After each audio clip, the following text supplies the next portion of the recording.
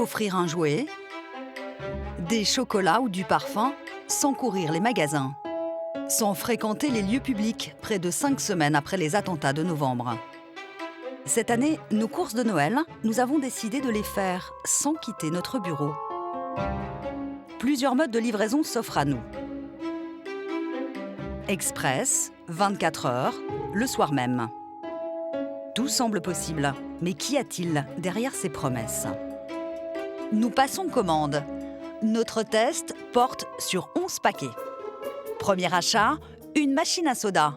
La livraison est gratuite, elle doit arriver dans 3 jours. Puis, une étoile pour le sapin. Nous payons 5 € pour la recevoir en moins de 48 heures. Ensuite, une BD.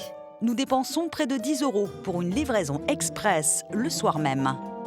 Au total, pour notre test, 10 achats sur Internet et un colis envoyé, des chocolats. Arriveront-ils à l'heure ?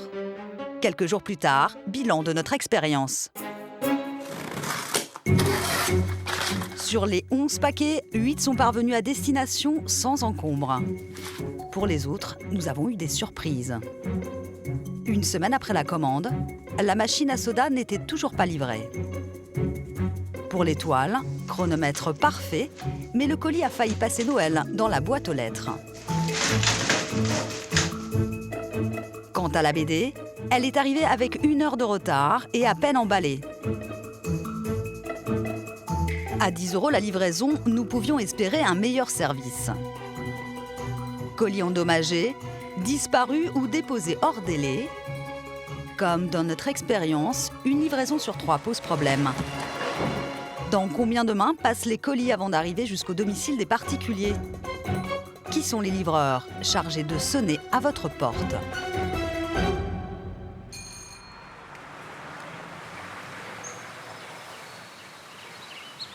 Un entrepôt anonyme de la région de Beauvais. À l'intérieur, 1 million de boîtes à chaussures. Nous sommes chez Sarenza, numéro 1 de la vente de chaussures en ligne. L'un des arguments commerciaux de la marque, la livraison express et gratuite des articles. Au milieu des rayonnages, nous retrouvons Stéphane Trépose, le président. Il a engagé sa société dans une course de vitesse grâce à un robot baptisé Cendrillon. Tout commence dès la réception de la commande. L'ordinateur va automatiquement chercher dans le stock automatique Cendrillon, qui est derrière les grandes allées très longues. Donc, le bac arrive, qui est là. Donc ça, là-dedans, il y a une paire qui a été commandée par votre client. Elle l'a prise, elle part en bas, ou après elle va être mise dans une boîte et ça va partir après par la poste ou par quelqu'un d'autre chez le client. 130 000 bacs entièrement robotisés. Plus d'1 kilomètre de tapis roulant. La marque peut expédier 4000 paires de chaussures par heure. Regardez, là vous avez... Regardez, l'étiquette vient d'être posée. Et là vous avez un colis qui part dans le 88 à Cornimont, d'accord, en point relais dans un tabac presse. Voilà. La commande a été passée il y a moins de 40 minutes. Les chaussures arriveront en principe dans moins de 24 heures. Les frais de livraison, y compris en cas de retour, restent à la charge de l'entreprise. Cela fait partie de la stratégie commerciale.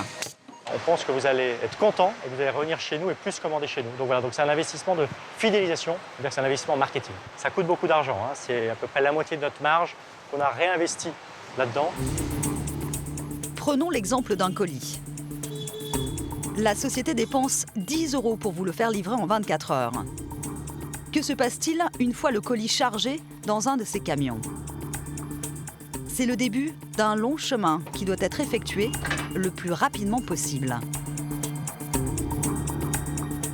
Dans cet entrepôt, chaque jour, 10 000 à 20 000 paires de chaussures sont acheminées vers un premier centre de tri. Elles sont ensuite expédiées par camion ou par avion vers un autre dépôt plus proche du domicile du destinataire. Les colis sont alors pris en charge par un livreur. Cette ultime étape, appelée le dernier kilomètre par les professionnels, représente à elle seule un tiers du prix total de la livraison, soit 3,30 €. Pourquoi un tel montant ? Dans un cas sur 3, le client n'est pas chez lui. Le colis retourne alors à l'entrepôt avant une nouvelle tentative de livraison.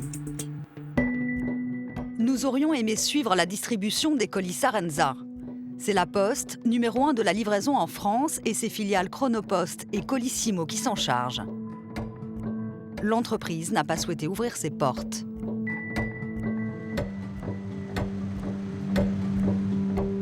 Nous partons à la rencontre de ces livreurs dans la rue. Premier constat ce matin-là, les camionnettes de livraison n'ont pas de logo apparent. Ce sont pour la plupart des véhicules de location. Comme un employé de la Poste, le chauffeur porte un gilet bleu, mais un mot « prestataire » attire notre attention.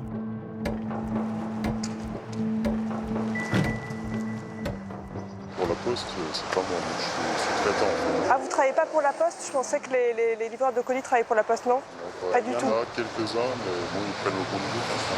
Nous, on travaille avec des prestataires de Chronopost. On ne travaille pas avec Chronopost directement. Ouais. Ah, vous n'êtes pas Chronopost? Vous n'êtes pas embauché par Chronopost? Voilà, on travaille avec des prestataires de Chronopost. Nous découvrons que la Poste sous-traite, comme l'autorise la loi, à de petites sociétés. 90% des colis Chronopost envoyés en France et plus des 2/3 des envois Colissimo dans la région parisienne. Dans quelles conditions travaillent ces transporteurs? Un de nos journalistes va postuler pour un emploi de livreur. Salut!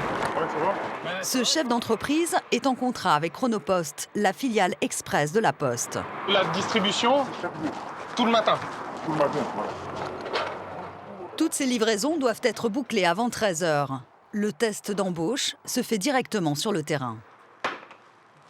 Première mission, apprivoiser cette machine, le scan, qui enregistre toutes les étapes et surtout les horaires de la tournée. La discussion sur la rémunération s'amorce devant la porte de l'ascenseur. 1008. Net? C'est beaucoup. 1008. Parce que moi, je constate que le boulot est difficile. 1 800 € net par mois pour un temps plein, un salaire qui n'apparaîtra pas sur le contrat. Moi, je préfère, tu fais un truc à temps partiel, Ouais. et le reste, voilà. Et ça en change, quoi. C'est comme ça se passe dans le transport. Parce que le problème, c'est quoi? C'est que, Mais ça t'arrange? ouais, ça arrange. Ouais. Autrement dit, le patron propose de ne déclarer que la moitié des horaires. L'affaire conclue, notre journaliste va se glisser dans la peau d'un livreur dès le lendemain.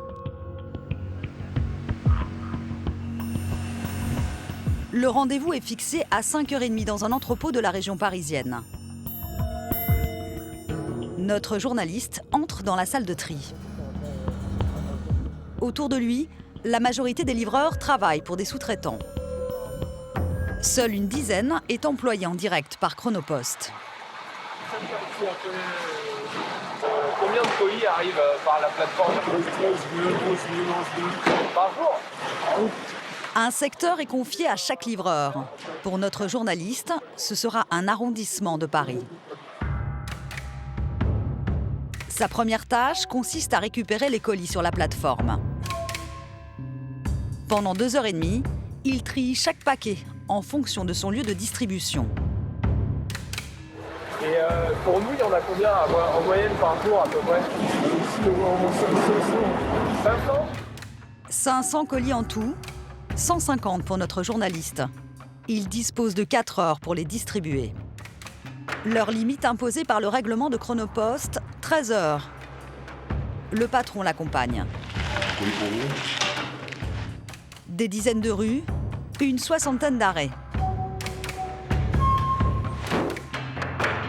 Une telle cadence est-elle exceptionnelle?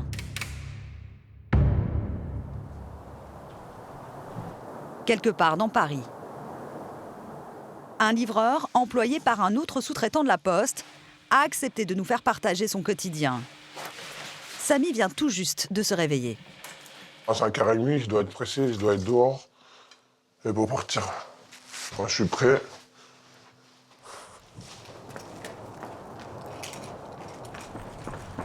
Samy s'est levé en retard. Il rejoint son véhicule au pas de course. Il doit se présenter dans moins d'une demi-heure au dépôt de la Poste. Selon lui, s'il n'est pas sur place à 6 heures, il perd sa journée. À son arrivée à l'entrepôt, lui aussi doit trier les colis. Il récupère 130 paquets qu'il distribuera à des particuliers.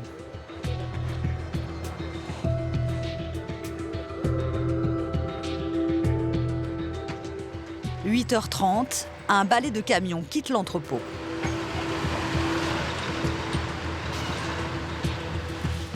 Samy effectue sa première livraison. Survêtements, baskets aux pieds, c'est son bleu de travail. Son quotidien ressemble à un marathon.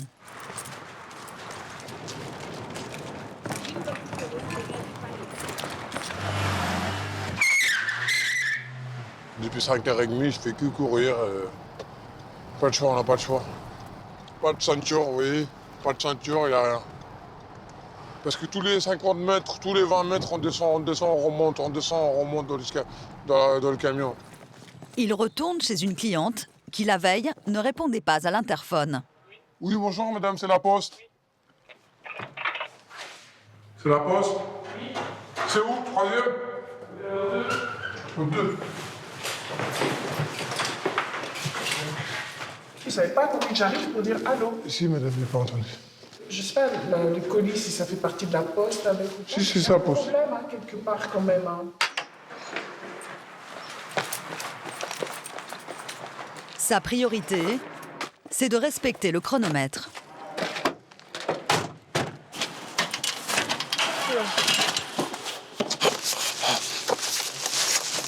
Forcez là un peu quand même, non? Juste pour... Voilà. Dans ce métier, les livreurs ne résistent pas longtemps. 3 mois en moyenne, nous ont indiqué plusieurs patrons. Samy, lui aussi, porte un gilet sur lequel figure le nom de la Poste. Il en est persuadé, son quotidien n'a rien à voir avec celui des facteurs traditionnels. En fait, si c'est des postiers qui travaillent à la Poste, normalement ils sont 8. Voilà, nous, vu que c'est des surtraitants, on nous a mis 5 personnes, on est des 8. Et vous arrivez à vous en sortir? C'est grave, monsieur, hein. C'est dur. À 13h, l'heure à laquelle les postiers ont fini leur tournée, Samy, lui, est loin d'avoir terminé. 3 rues, 4, 5, 6, 7, 8 rues. On a fait 8. Là, il me reste, avant 18h à faire, 31 rues. Il travaillerait 12 heures par jour, 6 jours sur 7. Salaire net 1 400 € par mois, la majorité non déclarée par son employeur, selon lui. Ça l'arrange parce que comme ça, il ne payera pas les charges et que nous aussi, voilà. Donc t'as une partie qui est payée au black, c'est ça? Oui, madame. 80%. Au noir? Au noir. 18h, sa tournée s'achève.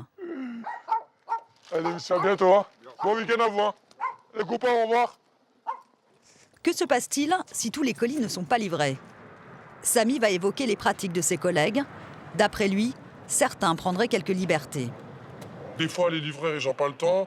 Il y a trop de travail, alors ils les gardent soit les colis au dépôt pour relivrer demain, sinon ils les prennent et voilà, ils les ramènent soit chez eux, soit ils les jettent à la poubelle. Ce serait pour cela que certains colis, 1 sur 3 en France, ne seraient pas livrés à l'heure ou disparaîtraient. Nous n'avons pas pu interroger le patron de Samy. Un autre a bien voulu nous parler, en gardant l'anonymat. Pierre est patron d'une société sous-traitante, en contrat avec Chronopost. Les revenus de sa société ne lui permettent pas de salarier plus de 3 livreurs. Il prend lui-même le volant de ses camionnettes. Allez, c'est parti. Comme ça. Chaque matin, il redoute de perdre de l'argent. C'est ici, là? Il a 3 colis à livrer dans une entreprise d'objets design. On a payé 60 € pour les 3, mais parce qu'on passe par un site d'envoi moins cher. Pour les colis, on passe pas directement par Chronopost. Et vous savez combien ils sont payés? Eux? Pour les colis livrés? Non, pas assez, certainement. Je suis payé 2,30 €. 2,30 € Oui, pour livrer. 2 € pour cette livraison. Avec Chronopost, franchement, nous, on s'en sort pas, quoi, parce que Et quelque part, on n'a pas le choix. Nous, on paye pas 2,30 € la livraison, donc c'est qu'il y a quelqu'un derrière qui marche beaucoup sur leur dos. Au moment de la signature avec Chronopost, il y a 2 ans, l'affaire lui semblait prometteuse. C'était sans compter les pénalités imposées par la société en cas de retard. Comme cela arrive souvent, ce jour-là, Pierre n'a pas fini de livrer tous ses colis à temps. Donc là, il est 13h01, ça passe en hors délai. Donc automatiquement, on n'est pas payé là-dessus. Que va-t-il se passer pour lui? À chaque livraison, il gagne 2,30 €, quel que soit le nombre de colis. À condition d'avoir terminé avant 13 h. En cas de retard, il n'est pas payé.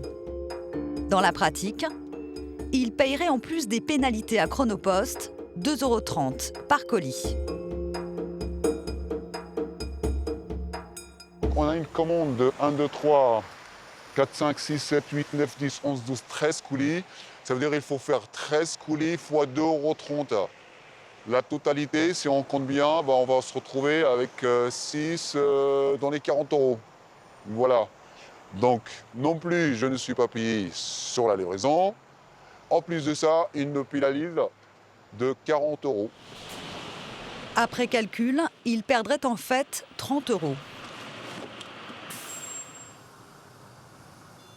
Chacun de ces livreurs lui rapporterait en moyenne 5 000 € par mois, mais les pénalités pourraient monter jusqu'à 1 500 € par livreur. Une fois ses charges payées, Ici, là. ce patron affirme qu'il est dans le rouge. Depuis notre tournage, il a décidé de ne pas renouveler son contrat avec la filiale de La Poste. Dans les contrats de ce sous-traitant, le principe des pénalités est inscrit noir sur blanc. En cas de retard avéré, le transporteur serait redevable d'une somme forfaitaire. Pourtant, sur les factures qu'il nous a montrées, les pénalités en cas de retard seraient d'un peu plus de 2 € par colis. Ces pénalités seraient appliquées depuis 1 an chez les sociétés sous-traitantes que nous avons rencontrées. Selon les syndicats, La Poste aurait constaté que des livreurs ne prenaient même pas la peine de sonner chez les particuliers. Ces pénalités seraient un moyen d'améliorer le service. Pour les sous-traitants, elles seraient à l'origine de toutes les dérives. Un sujet tabou qu'ils n'abordent qu'à visage couvert.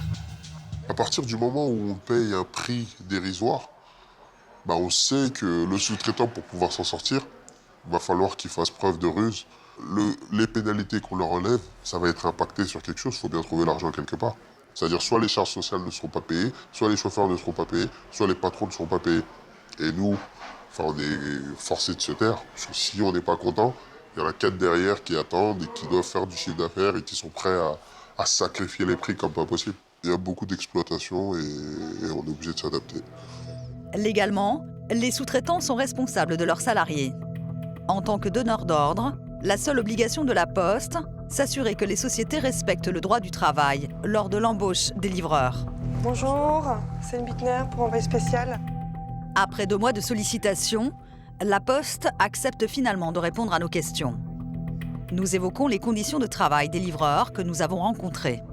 Écoutez, vous donnez des exemples, je ne les ai pas sous les yeux, je ne les connais pas. Donc nous travaillons avec de nombreux sous-traitants, plus de 1500 en France. Il peut y avoir des cas que je ne connais pas, qui existent. S'ils existent, c'est effectivement pas acceptable. Certains sous-traitants nous expliquent que visiblement les conditions financières de la sous-traitance aujourd'hui pour lui sont intenables à cause d'un système de pénalité. Si vous voulez, je peux vous montrer. Et on a les chiffres. 2,35 € dès qu'il y a 10 minutes de retard si le colis est livré après 13 h. Qu'est-ce que vous répondez à ça? Les conditions ne sont pas imposées. Elles sont discutées et négociées. Dans le cadre d'un appel d'offres, avec un cahier des charges et la signature d'un contrat. Une entreprise qui ne veut pas travailler avec nous parce qu'elle considère que les conditions que nous proposons ne sont pas acceptables, elle n'est pas obligée de travailler avec nous. Quelques jours après cette interview, La Poste a complété sa réponse. Elle précise que ces pénalités ne seraient appliquées qu'en cas de manquement grave. Les sites marchands, qui promettent des livraisons à bas prix ou même gratuites, ne sont pas tenus de vérifier dans quelles conditions leurs colis sont distribués. Mais nous leur avons soumis les résultats de notre enquête. Samy, le livreur que nous avons suivi, a accepté de photographier les marques qui livrent régulièrement pour le compte de Colissimo: Amazon, Showroom Privé, Vente Privée, la Fnac. Aucune d'entre elles n'accepte de nous recevoir. Nous, on aurait voulu avoir un peu l'avenue de la Fnac, savoir... Nous évoquons les heures de travail non déclarées. Si la justice venait à reconnaître un certain nombre de manquements au droit du travail, on réexaminerions notre position, mais pour l'instant, tel n'est pas le cas. C'est totalement inacceptable, je suis bien d'accord avec vous. Et donc, vous, ça vous surprend ça... Pour moi, c'est quelque chose qui doit être rectifié immédiatement par les services de Colissimo, qui doivent réauditer entièrement tous leurs prestataires, et spécialement ceux en Ile-de-France en période de Noël et de surcharge, pour que ça n'arrive jamais. La société Showroom Privé nous a fait savoir par écrit qu'elle se réserve le droit de prendre des mesures nécessaires si des abus étaient constatés. Amazon envisagerait de mener une enquête auprès des acteurs concernés. Il existe un autre sujet tabou dans le secteur de la livraison: le vol. Seul TNT a accepté d'aborder cette question. Nous sommes à Valence, dans la Drôme. Il est 1h du matin. Le premier camion arrive, chargé de colis.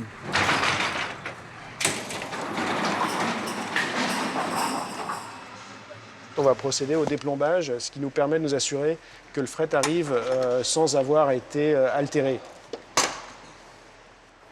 Tout au long de son trajet, le colis est scanné 6 fois. Est-ce que ça veut dire qu'il y a 0 perte? Alors, en fait, ce système nous permet de contrôler ce qui se passe. Donc, si jamais, par exemple, il tombe sur le côté, on connaît son dernier scan disponible, donc on sait identifier à quel endroit on doit rechercher une éventuelle anomalie. Cela permet aux transporteurs de le localiser à chaque étape. La société redoute particulièrement les vols en interne. Pour y remédier, des caméras de surveillance filment l'entrepôt. Toutes ces images sont transmises à des dizaines de kilomètres de là, dans un lieu tenu secret.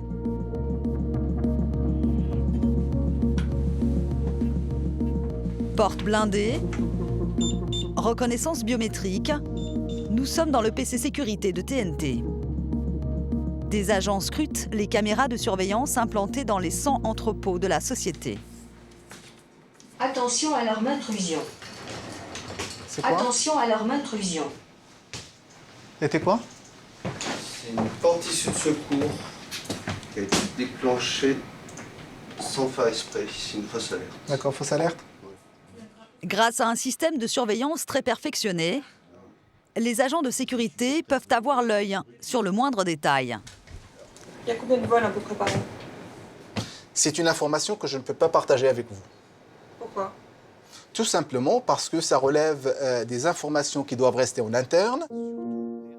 Les vidéos de vol, elles aussi resteront secrètes. Nous n'avons pas été autorisés à les voir. Une fois dehors, les camions sont pistés en temps réel grâce à un système de géolocalisation à l'aide d'une balise GPS comme celle-ci. Les cas de vol majoritairement qu'on enregistre aujourd'hui sont des vols de ce qu'on appelle le dernier kilomètre, à savoir à l'extérieur de nos sites. Ce sont les petits livreurs qui font leur tournée et qui sont malheureusement parfois victimes d'actes de malveillance, soit de braqueurs, soit de voleurs opportunistes. Le dernier kilomètre, celui qui coûte le plus cher, est aussi celui de tous les dangers pour la marchandise. Le braquage, le vol, parfois dans la rue aux yeux de tous, c'est la hantise du patron qui a embauché un de nos journalistes. Il en serait lui aussi régulièrement victime. Sauf que vous, les colis, c'est mal. Tu te fais virer? Même si c'est pas toi qui vole? C'est pas toi qui vole. Tu veux que je rentre avec le chariot ou pas? Parfois, les auteurs sont les livreurs eux-mêmes. Notre employeur vient de licencier 2 personnes. Quand j'ai deux gars qui ont piqué les colis, là, on les a mis dehors. La police a pris. La police a pris un état de la chance. C'était des gars à toi? Voilà. Et ils ont volé les colis? Ils ont volé les colis. La police a pris un hier. Un ce matin. Ils ont volé quoi, des portables? Ils ont bon, déjà, moi je sais que c'est parce qu'il n'y a pas la maison pour les portables apparemment. Colis volés, endommagés, tournés bâclés, les entreprises de transport rêvent d'un futur sans livreur.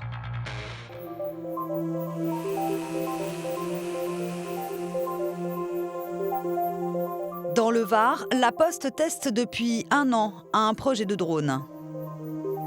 Les avancées technologiques, un des sujets sur lesquels la société aime communiquer. Ce jour-là, les journalistes sont les bienvenus. Nous sommes invités à découvrir le DPD Drone et son terminal de livraison unique au monde. On est prêt à décoller, la distance de sécurité est respectée, il n'y a personne autour. Quand tu veux. Ce drone peut parcourir 20 km de distance. Vitesse de pointe, 30 km/h. Ce prototype est capable de livrer de façon autonome, c'est-à-dire sans pilote, un colis de 3 kg. Le temps est calme, le vol se passe sans embûches. Alors évidemment, dans la réalité, on ne peut pas voler à proximité des maisons et à proximité des rassemblements de personnes. La législation là-dessus est claire et il faut bien sûr éviter de voler comme ça. La première utilisation que l'on cible, c'est éventuellement de pouvoir utiliser notre drone dans des zones un peu éloignées, de montagne. En France, on a beaucoup de montagnes, dans des zones de montagne où on peut avoir des routes coupées, où on pourrait avoir à livrer des médicaments en urgence. La loi française reste un frein au développement commercial de ces drones. Le risque d'accident est encore trop élevé. Vous ne verrez voler ces drones postaux que dans 5 ans au plus tôt. Ce n'est pas demain que vos cadeaux de Noël seront directement livrés dans votre cour.